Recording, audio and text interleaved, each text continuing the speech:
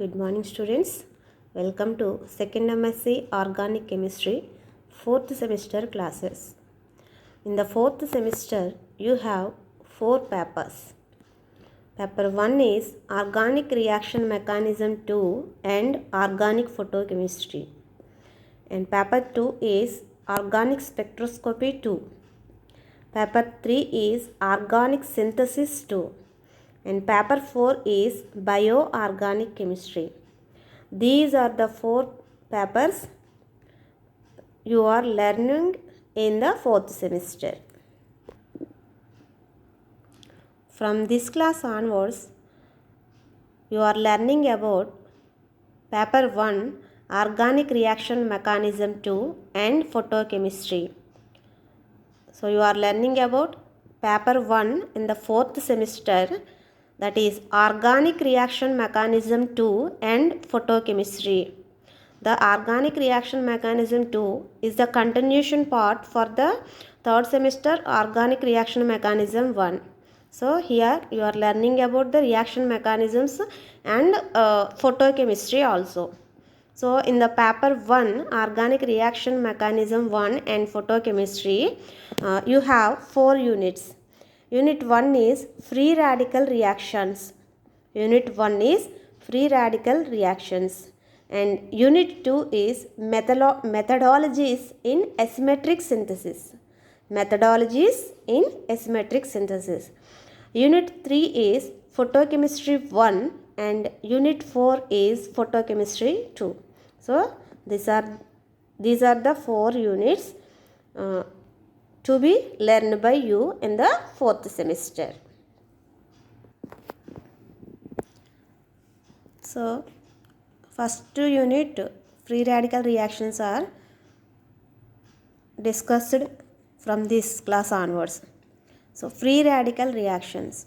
First of all, what are free radical reactions?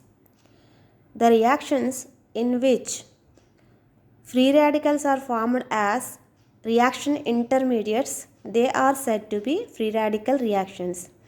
The reactions in which free radicals are formed as reaction intermediates, they are known as free radical reactions.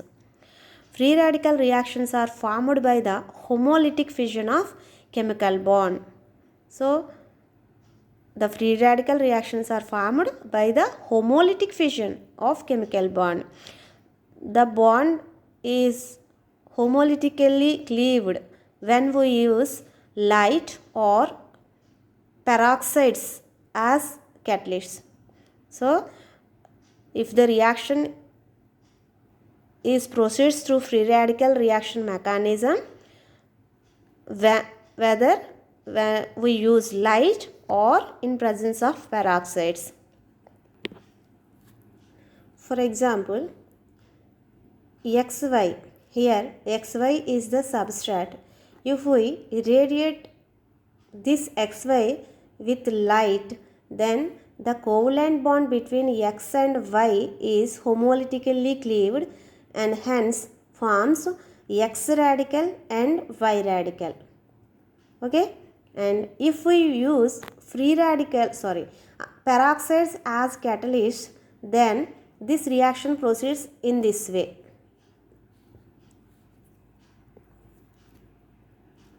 So if we use peroxide as catalyst, then that peroxide cleaves homolytically and produces the starting free radical W radical. The W radical is produced from peroxide. This radical cleaves XY compound as X radical and WY compound. So this W radical abstracts Y radical by cleaving XY in homolytic way and forms X radical finally. Hence the reaction proceeds automatically in the free radical reaction mechanism. So free radical reactions are the reactions in which the reaction intermediates are radicals. So basically what is free radical? Atom or group with unpaired electron is known as radical, free radical. Atom or group with unpaired electron or odd number of electrons is known as free radical. So when we irradiate with light with substrate, or when we use organic peroxides as reaction intermediates, the reaction is completed in the free radical reaction mechanism. So సబ్స్ట్రాట్ని లైట్తో ఇరేడియేట్ చేసిన లేదా పెరాక్సైడ్స్ని కనుక మనం reaction కెటలిస్ట్గా use చేసిన products అనేవి free radical mechanism ద్వారా form అవుతాయి. సో రియాక్షన్ అనేది ఫ్రీ రాడికల్ మెకానిజం ద్వారా కంప్లీట్ అవుతుంది. సో ఈ ఫ్రీ రాడికల్ మెకానిజంలో మనకి బేసికల్లీ 3 స్టెప్స్ ఉంటాయి. So free radical reactions must contains 3 steps. Step 1 is initiation, step 2 is propagation, and step 3 is termination. So free radical రియాక్షన్స్లో almost అన్ని రియాక్షన్స్లో కూడా మనకి ఈ 3 స్టెప్స్ ఉంటాయి. ఫస్ట్ స్టెప్ ఏంటంటే chain initiation.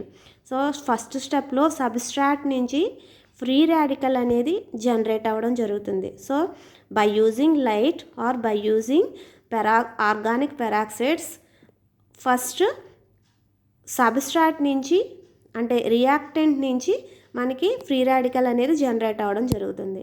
Once free radical అనేది జనరేట్ అయ్యింది అంటే సబ్స్ట్రాట్ నుంచి ఇది ప్రాపగేషన్ స్టెప్లో పాల్గొంటుంది. సో అంటే మొత్తం సబ్స్ట్రాట్ అంతా ప్రోడక్ట్ కింద కన్వర్ట్ అయ్యే వరకు కంటిన్యూస్ రియాక్షన్ జరిగి ఫైనల్గా మనకి ప్రోడక్ట్ అనేది ఫామ్ అవుతుంది. So this is the propagation step. And last one is the termination step.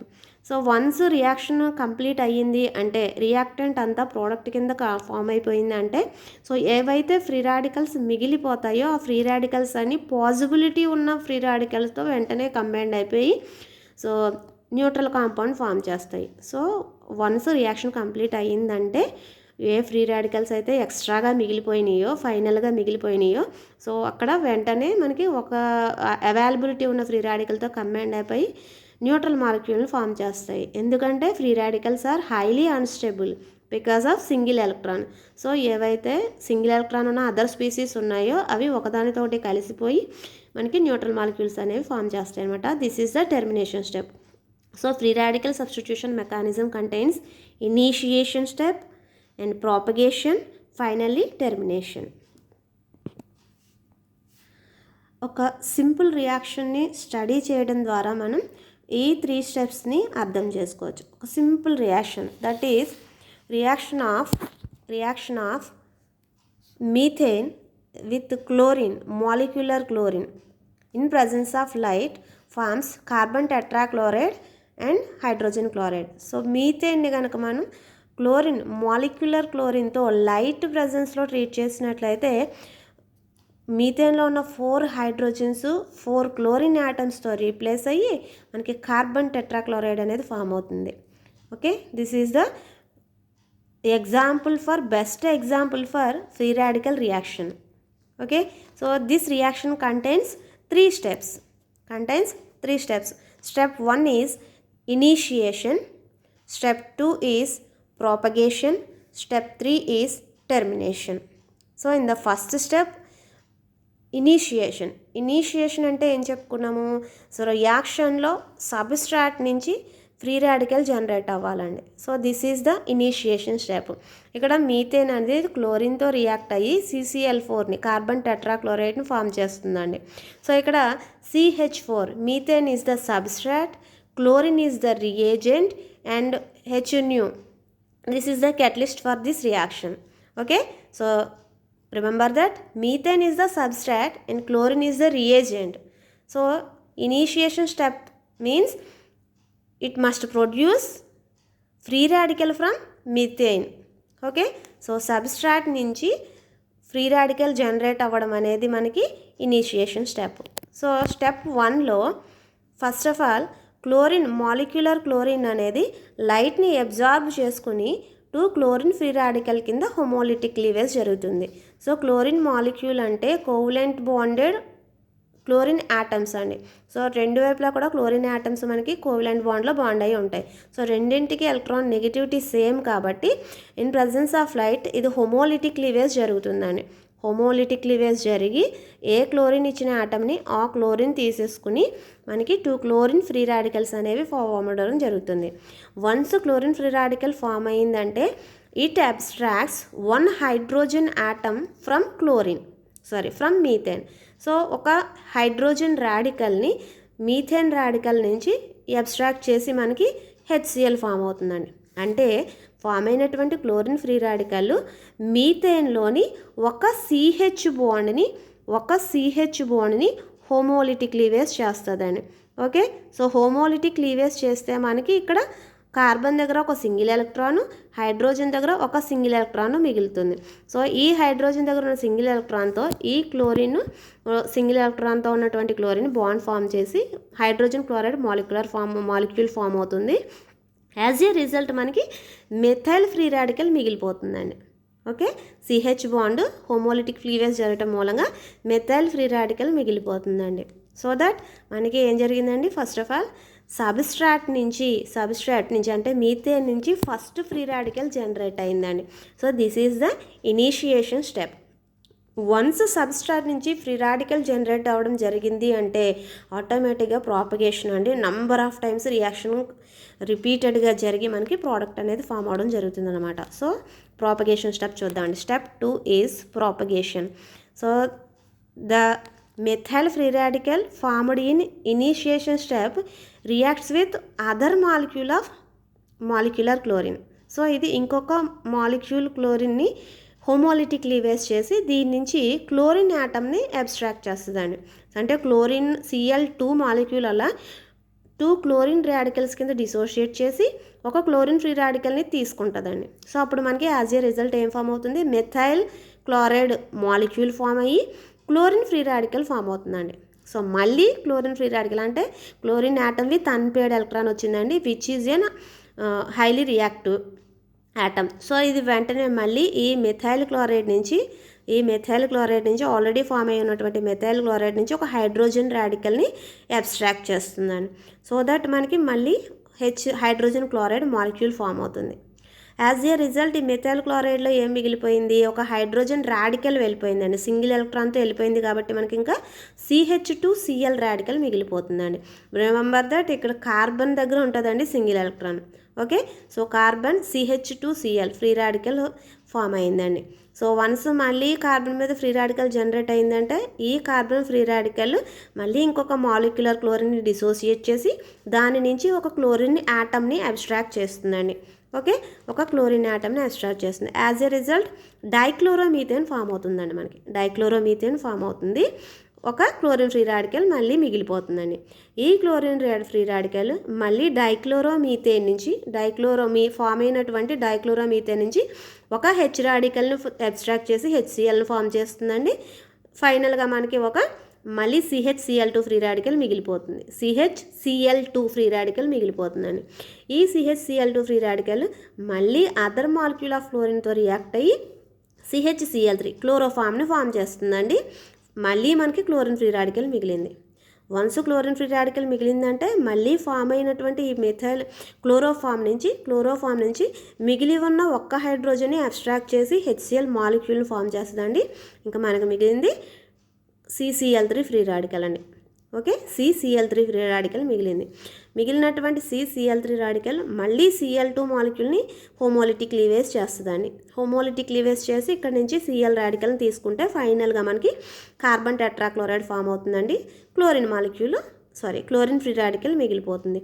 So ఈ క్లోరిన్ ఫ్రీ రాడికల్ మళ్ళీ ఇంకొక మాలిక్యూల్ మీథేన్ని మళ్ళీ మెథైల్ ఫ్రీ రాడికల్ కింద డిసోసియేట్ చేస్తుందండి. So this is the propagation step అండి, కంటిన్యూస్ రియాక్షన్. సో సబ్స్ట్రాట్లో ఉన్నటువంటి methane అంతా carbon tetrachloride కింద కన్వర్ట్ అయ్యేంత వరకు కంటిన్యూస్గా ఈ స్టెప్స్ అన్నీ జరుగుతాయండి. Okay, this is the propagation step అండి. సో రియాక్షన్ అనేది ఎక్కడ స్టాప్ అవ్వకుండా మొత్తం సబ్స్ట్రాట్ అంతా ప్రోడక్ట్ కింద కన్వర్ట్ అయ్యేంత వరకు continuous reaction. Okay, once substrate అంతా ప్రోడక్ట్ కింద కన్వర్ట్ అయిపోయిన తర్వాత in case excess of free radicals ఏమన్నా మిగిలితే అవి టెర్మినేషన్ స్టెప్లో కంబైండ్ అయిపోయి మాలిక్యూల్స్ కింద ఫామ్ అవుతాయండి. బికాజ్ ఫ్రీ రాడికల్స్ అంటే ఏంటండి, atoms or groups with unpaired electrons అండి. సో అవి అన్పేర్డ్ ఎలక్ట్రాన్స్తో ఉండటం మూలంగా ఇవి హైలీ అన్స్టేబుల్ అండి. ఎప్పుడైనా సరే ఆటమ్ అయినా మాలిక్యూల్ అయినా పెయిర్డ్ ఎలక్ట్రాన్స్ ఉంటే అన్నీ కూడా మనకి స్టేబుల్గా ఉంటాయి. సో టు గెట్ స్టెబిలిటీ ఏవైతే ఫ్రీ రాడికల్స్ మిగిలిపోయినాయో అవి ఒకదానితో ఒకటి కంబైండ్ అవ్వటం ద్వారా మనకి ఫైనల్గా మాలిక్యూల్స్ కింద కన్వర్ట్ అయిపోతాయండి. ఫర్ ఎగ్జాంపుల్ క్లోరిన్ రాడికల్స్ మిగిలిపోయినాయి అంటే మనం ఎక్సెస్ ఆఫ్ క్లోరిన్ తీసుకున్నాం ఒక రియాక్షన్లో. ఓకే, ఎక్సెస్ ఆఫ్ క్లోరిన్ తీసుకుంటే ఫైనల్గా క్లోరిన్ మాలిక్యూల్స్ అనేవి మిగిలిపోయినాయి అనుకుంటే ఆ క్లోరిన్ ఫ్రీ రాడికల్స్ మిగిలినట్టయితే అది క్లోరిన్ మాలిక్యూల్ కింద కంబైండ్ అయిపోతుందండి. ఇన్ కేస్ మనం మీథేన్ ఎక్సెస్లో తీసుకున్నాం అనుకోండి, ఓకే, మీథేన్లో మెథైల్ రాడికల్ ఫామ్ అయ్యి అది ఫైనల్గా మిగిలిపోయినట్లయితే మెథైల్ రాడికల్ మిగిలినట్టయితే సో 2 మెథైల్ రాడికల్స్ కంబైండ్ అయిపోయి ఈథేన్ కింద కన్వర్ట్ అయిపోతుంది. ఓకే, 2 మెథైల్ రాడికల్స్ కంబైండ్ అయ్యి ఈథేన్ కింద కన్వర్ట్ అయిపోతుందండి. సో టెర్మినేషన్ స్టెప్కి వచ్చేటప్పటికి మనం ఏమి ప్రోడక్ట్స్ ఫామ్ అవుతాయి అనేది మనం చెప్పలేమండి. ఫైనల్గా ఏవైతే ఫ్రీ రాడికల్స్ మిగిలిపోతాయో అవి కంబైండ్ అయిపోయి న్యూట్రల్ మాలిక్యూల్ ఫామ్ చేస్తాయండి టు గెయిన్ స్టెబిలిటీ అనమాట. Okay, next general characteristics of free radical reactions. First one is reactions are similar whether they are occurring in vaporous stage or liquid phase. So generally carbonium ion or carbon ion so reaction ఇంటర్మీడియట్గా form అయ్యేటటువంటి రియాక్షన్స్లో మనకి అవి వేపరస్ స్టేట్లో reaction complete చేస్తే ఒక type of products form అవుతాయండి. Liquid స్టేజ్లో రియాక్షన్ కంప్లీట్ చేస్తే ఒక టైప్ ఆఫ్ ప్రోడక్ట్స్ ఉంటాయి. సో అంటే ఫేజ్ మారితే రియాక్షన్ టైప్ మారిపోద్దండి. ఓకే, రియాక్షన్ అనేది అది ఏ ఫేజ్లో చేస్తున్నాం అనే దాని మీద డిపెండ్ అయి ఉంటుందండి. ఇప్పుడు అయానిక్ ఇంటర్మీడియట్స్ ఫామ్ అయ్యే రియాక్షన్స్లో అండి, రియాక్షన్స్లో. బట్ ఫ్రీ రాడికల్ రియాక్షన్స్లో అది ఏ ఫేజ్లో ఉన్నది అనే దాని మీద డిపెండ్ అయి ఉండదండి. సో ఫ్రీ రాడికల్ రియాక్షన్స్ అయితే కనుక వేపరస్ స్టేట్లో చేసిన రియాక్షను ఆర్ లిక్విడ్ స్టేట్లో. ఓకే, వేపరస్ స్టేట్ అంటే రియాక్షన్ హై టెంపరేచర్స్ దగ్గర చేసినా లేదంటే రూమ్ టెంపరేచర్ దగ్గర చేసినా సరే రియాక్షన్ అనేది సేమ్ ఒకేలాగా కంప్లీట్ అవుతుందండి. ఓకే, సో సెకండ్ వన్ వచ్చి they are initiated or accelerated by typical free radicals such as peroxides or by light. So free radical reactions జరగాలి అంటే మనం కంపల్సరీ ఈ రెండింట్లో ఏదో ఒకటి వాడాలండి. ఏంటది, లైట్ ప్రజెన్స్లో కానీ పెరాక్సైడ్ ప్రజెన్స్లో కానీ రియాక్షన్ అనేది కంప్లీట్ చేయాలండి. సో వన్స్ మనం లైట్ని పెరాక్సైడ్ని రెండింట్లో దేనిని ఉపయోగించకుండా అదర్ క్యాటలిస్ట్ని యూజ్ చేయడం ద్వారా మనం ఫ్రీ రాడికల్ రియాక్షన్ని చేయలేమండి. సో రియాక్షన్ అనేది ఫ్రీ రాడికల్ మెకానిజం ఫాలో అవ్వాలి అంటే కంపల్సరీ మనం లైట్నన్నా యూజ్ చేయాలండి ఆర్ పెరాక్సైడ్స్నన్నా మనం క్యాటలిస్ట్ కింద యూజ్ చేయాలి. Okay, next third one they are unaffected by presence of acids or bases. Free radical రియాక్షన్స్లో మనం యాసిడ్స్ని బేసెస్ని యూజ్ చేయటం మూలంగా రియాక్షన్ అనేది ఏమీ ఎఫెక్ట్ అవ్వదండి. సో యాసిడ్ని సాల్వెంట్గా తీసుకున్నా బేస్ని సాల్వెంట్గా తీసుకున్నా రియాక్షన్లో ఏం తేడా ఉండదండి. రియాక్షన్లో తేడా ఉండదు, రేట్ ఆఫ్ రియాక్షన్లోని తేడా ఉండదు, ప్రోడక్ట్స్ ఫార్మేషన్లో కూడా ఏమీ డిఫరెన్స్ ఉండదండి. బికాజ్ ఇక్కడ రియాక్షన్ ఇంటర్మీడియట్స్ ఏంటండి, ఫ్రీ రాడికల్స్ అంటే ఏంటండి, న్యూట్రల్ అనమాట. So neutral in nature, so that మనకి యాసిడ్స్ బేసెస్ ఏమీ రియాక్షన్ని ఎఫెక్ట్ చేయలేవండి. Next they are unaffected by change in the polarity of solvent in general. Okay, so సిమిలర్గా యాసిడ్స్ బేస్ ఎట్లా అయితే ఎఫెక్ట్ చేయలేవో సాల్వెంట్స్లో polar solvents non polar solvents కూడా రెండింట్లో కూడా రియాక్షన్ ఒకేలా జరుగుతుందండి. ఓకే, సో దీనికి ఫ్రీ రాడికల్ అంటే ఛార్జ్ అనేది ఏమీ ఉండదండి, డైపోల్స్ అనేవి ఏమీ ఉండవు. సో దట్ మనం ఏ సాల్వెంట్ తీసుకున్నా సరే polar or non polar solvents, so polarity అనేది మనకి రియాక్షన్ ఏ మాత్రం ఎఫెక్ట్ చేయదండి. So this is about introduction of free radical reactions అండి. సో ఈ క్లాస్లో మనం ఫ్రీ రాడికల్ రియాక్షన్ అంటే ఏంటి, సో ఆ మెకానిజం ఎలా ఉంటుంది, రియాక్షన్స్ యొక్క జనరల్ క్యారెక్టరిస్టిక్స్ ఏంటి అనేది నేర్చుకున్నాము. సో నెక్స్ట్ క్లాస్లో మనం neighbouring group participation in free radical reactions నేర్చుకున్నామండి. నెక్స్ట్ క్లాస్లో neighbouring group participation in free radical reactions గురించి డిస్కస్ చేద్దాం. Thank you.